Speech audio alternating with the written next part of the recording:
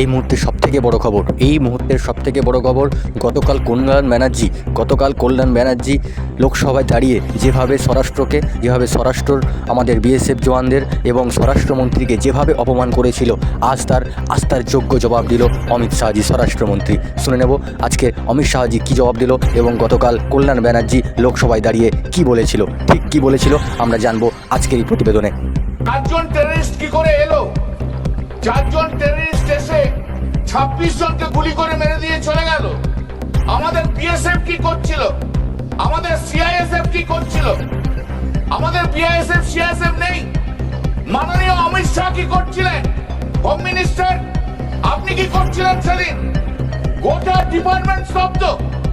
আজকে তাদের গাফিলতির জন্য, বিএসএফ সিআইএসএফ এর গাফিলতির জন্য আজকে 26 জনের প্রাণ হারিয়েছে এবং 4 জন টেররিস্ট হাঁটতে পাকিস্তান চলে গেল। আর আমাদের বিএসএফ সিএসএফ জওয়ানরা বসে দেখল। অমিত শাহজি চলে গেছেন, এখন নিত্যানন্দজি রয়েছে। এত অপদার্থ হোম মিনিস্ট্রি কখনো কেউ দেখে।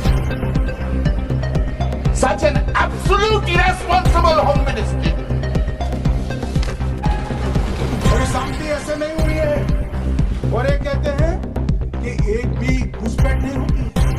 कभी गए हो आप पाकिस्तान? तो कई बार गए हो गया, सीमा पर गए हो पाकिस्तान, तो कई बार गए हो। फिर से बोलता हूँ, सीमा पर गए हो, सीमा के माध्यम से पाकिस्तान गए हो। हमारे जवानों की कठिनाई देखो साहब, -43 डिग्री में पहाड़ पर रहकर नदी नालों के बीच में चौकी करते हैं। कोई घुस गया तो क्या हुआ? कोई घुस गया वो बचेगा नहीं। यहाँ हम उसको या तो अरेस्ट करेंगे या तो एनकाउंटर में मारा जाएगा, बचेगा कोई। इनको सीमा की भौगोलिक कठिनाइयां मालूम नहीं। वहाँ मान्यवर कई नदी गंदी नाले, वेग से पानी आता है, -46 डिग्री टेम्परेचर है, नीचे सुरंगें बनाते हैं और एक ऐसे कह रहे हैं घुस गए। अरे भाई, आपके मन में तो, आपके समय में तो घुसने की जरूरत ही नहीं थी।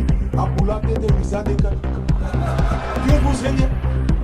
घुसने की जरूरत ही नहीं। जैसे आप पाकिस्तान जाते हो वैसे वो यहाँ अब ये कैसे हमें पूछ सकते हैं? আপনারা দেখছিলেন নতুন দৃষ্টিতে নতুন কণ্ঠে নিউজ বাংলা।